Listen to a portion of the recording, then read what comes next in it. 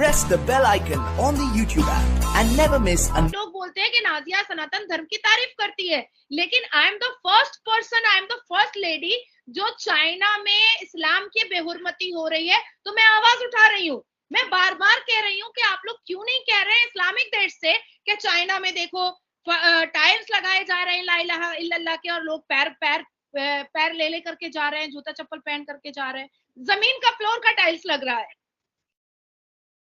सही बात है मैम। आज की भी एक रिपोर्ट थी, रोज मुफ्ती जो हैं और मौलाना जो हैं वो एक बात बताते हैं, या अय्युहल लज़ीना आमनू ला तत्तकिलू अबाउकुम व इख्वानुकुम औलिया इन अतहिब्बु अल कुफ्र अलल ईमान वमन यतवल्लहु मिनकुम फउलाइका हुमुज़ ज़ालिमून।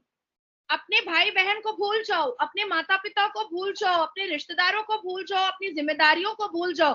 सभी को जय हिंद दोस्तों, आप सभी का हार्दिक स्वागत है जय हिंद रिएक्शंस पे। तो आज हम आपके लिए एक बहुत ही स्पेशल और एक लेटेस्ट वीडियो लेकर आए हैं, जिसमें आप देखेंगे भारत की बेटी, हिंदुस्तानी शेरनी और सुप्रीम कोर्ट की वकील नाजिया लाइक खान जी, जो कि अपने बेबाक और दमदार अंदाज के लिए जानी जाती हैं। और आज इस वीडियो में वो पाकिस्तान की क्लास लगाएंगी, वो पाकिस्तान जो भारत के हर मुद्दे पे तो उंगली करता है, पर जब बात आती है चाइना की और चाइना में हो रहे मुसलमानों पे जुल्म की, तो पाकिस्तान थर थर कांपने लगता है और उसकी फट जाती है। तो इसी पे आप देखेंगे पाकिस्तानी यूट्यूबर अनम शेख को भारत की बेटी का जबरदस्त इंटरव्यू लेते हुए। तो ये वीडियो काफी इंटरेस्टिंग होगी, आपको बहुत कुछ जानने को मिलेगा और बहुत मजा आएगा। तो चलिए साथ मिलकर ये वीडियो देखते हैं। जय हिंद, जय भारत।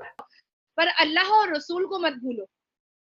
ये मैं नहीं कह रही हूँ, ये कुरान का सूरा कह रहा है, ये मैं नहीं कह रही, ये नाजिया इलाही खान नहीं कह रही है जो हनुमान मंदिर जाती है, जो सनातन की तारीफ करती है, ये कुरान का सूरा कह रहा है। तो आखिर ऐसी क्या वजह है जो पाकिस्तान इस्लामिक देश होने के बावजूद भी चाइना के कुरीतियों को, चाइना की अश्लीलता को, चाइना के इस्लाम के खिलाफ बेहुरमती पर आवाज नहीं उठा रहा है? तो फिर तो मैं ठीक ही बोल रही हूँ कि बाप बड़ा ना भैया, मुसलमान के लिए सबसे बड़ा रुपया। बिल्कुल मैम। आज की भी एक रिपोर्ट थी कि ह्यूमन राइट वॉच वालों ने एक आर्टिकल पास किया, और उनका कहना है कि चाइना के अंदर 2 से 3 महसूस और खास जगह पर जो कि मस्जिद को डिमोलिश किया जा रहा है, डिस्ट्रॉय किया जा रहा है। और आज की न्यूज पे भी जब मैं पाकिस्तानियों को बता रही थी, उन्हें नहीं पता था, और कंटिन्यूसली मतलब किसी को नहीं पता था। On the other hand Noorpur Sharma का जब हुआ था एक वाकया हिंदुस्तान में, तो उसी टाइम ब्रेकिंग न्यूज चल रही थी। मतलब हिंदुस्तान के लिए हम आवाज उठा सकते हैं, ना अमेरिका के लिए, ना इजरायली प्रोडक्ट्स के लिए, और ना ही हम चाइना के लिए, और स्पेशली चाइना के लिए तो हम उठा ही नहीं सकते। मतलब इस तरह की सिचुएशन हम फेस कर रहे हैं।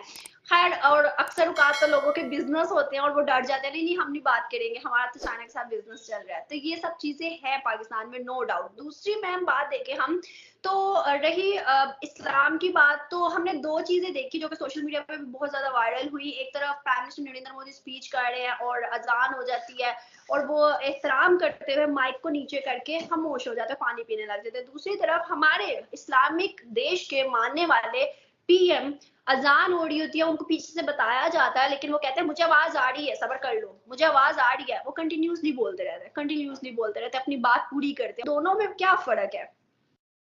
दोनों में एक फर्क है कि एक सनातन धर्म का मानने वाला वो अवतार है जो सारे धर्मों को रिस्पेक्ट देते हुए अपने धर्म की बताई हुई बातों पर भारत को आज इकोनॉमी में 5वें पोजीशन पर लेकर गया है। हमारे भारत के प्रधानमंत्री, इस बात में कोई शक नहीं है, कोई शुभा नहीं है, और मैं बोलने से कतराऊंगी भी नहीं कि वो कट्टर हिंदू हैं। और आज भारत में 14% मुसलमान इसीलिए सर उठा करके जी रहा है, कमा रहा है और खुशहाल इसलिए है, और मस्जिदों में भीड़ इसलिए है क्योंकि 9 साल में इस कट्टर हिंदू नरेंद्र दामोदर दास मोदी ने कभी भी किसी मुसलमान को डिप्राइव नहीं किया है या उसके फंडामेंटल राइट्स नहीं रोके हैं। यहां तक के ये कट्टर हिंदू, ये भगवान राम को मानने वाला ये हिंदू नरेंद्र दामोदर दास मोदी, ये भगवत गीता को मानने वाला नरेंद्र दामोदर दास मोदी, जब स्पीच के दौरान अजान होती है तो वो माइक नीचे करते हैं और लोगों को भी कहते हैं शांत हो जाओ, अजान हो रही है। अच्छा, ये इनकी अभी रिसेंट की तस्वीर है, वीडियो है। अब मैं आपको वो भी बता देती हूँ और वो भी आप शेयर जरूर कीजिएगा। जब वो गुजरात के मुख्यमंत्री थे और वो बैठ करके एक मीडिया में बोल रहे हैं कि मैं ऐसे व्यक्ति को व्यक्ति ही नहीं मानता जो सारे धर्मों को रिस्पेक्ट ना करे। जब वो गुजरात में चीफ मिनिस्टर थे, काफी यंग है मोदी जी, तो उनकी विचारधारा तो हमेशा सेम रही है। लेकिन अगर अगर 5 वक्त नमाज पढ़ने के बाद भी भारत के मुसलमान डरे हुए हैं तो एक बार हनुमान चालीसा पढ़ लें, शायद डर खत्म हो जाएगा। अगर भारत के मुसलमान इतनी बड़ी बड़ी मस्जिदों में जाकर के नमाज पढ़ने के बाद भी खुद को डिप्राइव समझते हैं तो मंदिर जाना स्टार्ट कर दे, शायद खुद को मजबूत समझना स्टार्ट कर लेंगे। अगर भारत के 14% मुसलमान, ये डरी हुई कौम, अगर मोदी जी के आने से डर गई है तो अजमल कसब के अजमल कसब जब आया था तब क्यों नहीं डरी थी? अफजल गुरु जब आया था तब क्यों नहीं डरी थी? जब पार्लियामेंट में अटैक हुआ था पाकिस्तान के द्वारा तब क्यों नहीं डरी थी? जब पुलवामा हुआ था तब क्यों नहीं डरी थी? क्यों नहीं डरी थी? जब याकूब मेमन था तब क्यों नहीं डरी थी? जब हर रोज स्लीपर सेल आया करते थे भारत में और कहीं ना कहीं बम फोड़ा करते थे, तब ये मुसलमान की कौम डरती नहीं थी भारत में। आज क्योंकि पाकिस्तान से कोई टेररिस्ट नहीं आ पा रहा है भारत में, तो ये 14% मुसलमान की कौम भारत में डर गई है, बहुत जबरदस्त डर गई है। जब भारत में निर्भया जैसा बलात्कार का केस होता था और 15-15 लोग एक साथ एक लड़की को बलात्कार करते थे और उसके वर्जाइना में लोहे का रॉड एंटर कर देते थे, तब भारत के मुसलमान डरते नहीं थे। अब बलात्कार पे सख्त कानून बना दिया गया है तो भारत के मुसलमान डरने लगे हैं। जब भारत में मुसलमान नासिर खान, खादर खान सरे आम खुले बाजार में अपने कार में सूजन जॉर्डन एक क्रिश्चियन लड़की को उठा करके 2 मुसलमान भाई बलात्कार करता था और रोड पे उसको नंगा छोड़ देता था, तो मुसलमान डरते नहीं थे। अब क्योंकि कानून सख्त है तो मुसलमान डरने लगे हैं। क्यों? जब 5 मुसलमान बांग्लादेशी आकर के पश्चिम बंगाल में भारत के वेस्ट बंगाल में 72 साल की नन का बलात्कार किए थे चर्च के अंदर घुस करके, तब मुसलमान डरे नहीं थे भारत के। अब मुसलमान डरने लगे हैं। Wow wow! जब कामदुनी का 8 मुसलमान मर्दों ने बलात्कार किया था और उसको जिंदा जला दिया था, तब भारत के मुसलमान डरे नहीं थे, अब डरने लगे हैं। ग्रेट! जब आफ्ताब ने श्रद्धा की बोटियां करके फ्रिज में रखी थी तब भारत के मुसलमान डरे नहीं थे, अब डरने लगे हैं क्योंकि अब कोई कर नहीं पा रहा है ऐसा। ग्रेट!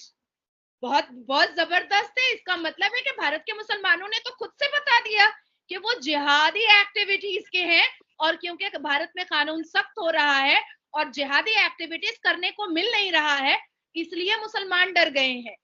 जब जेएनयू में हिंदुस्तान तेरे टुकड़े होंगे इंशाल्लाह इंशाल्लाह का नारा लग रहा था, तब भारत के मुसलमान डरे नहीं थे।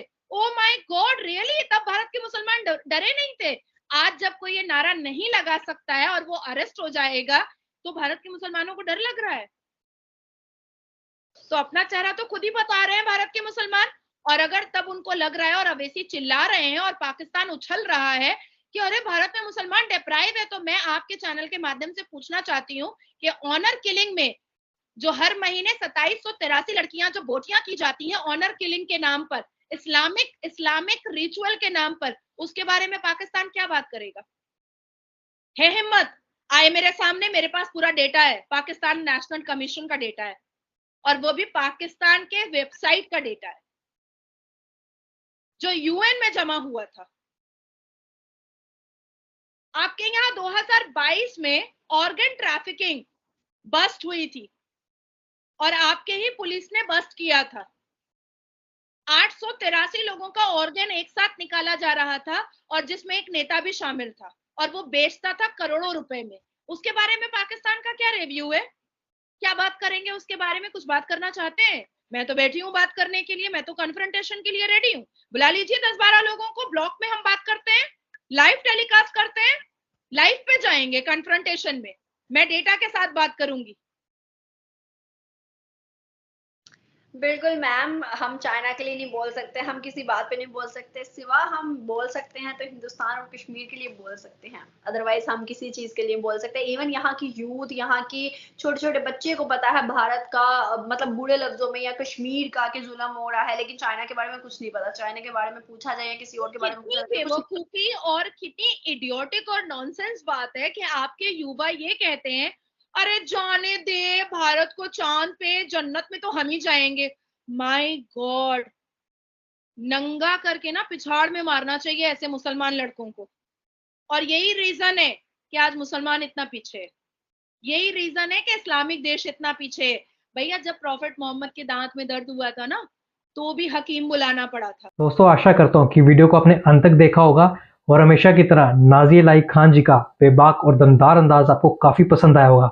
अगर आपको ये वीडियो अच्छी लगी है तो इसे लाइक और शेयर ज़रूर कर दें, और चैनल पे नए हैं तो चैनल को सब्सक्राइब कर दें, ताकि हम आपके लिए से इंपॉर्टेंट, लेटेस्ट और इंटरेस्टिंग वीडियोस लाते रहें जिसमें आपको बहुत कुछ नया जानने को मिले। तो चलिए फिर मिलेंगे ऐसी किसी ज़बरदस्त वीडियो में, तब तक अपना ध्यान रखिए।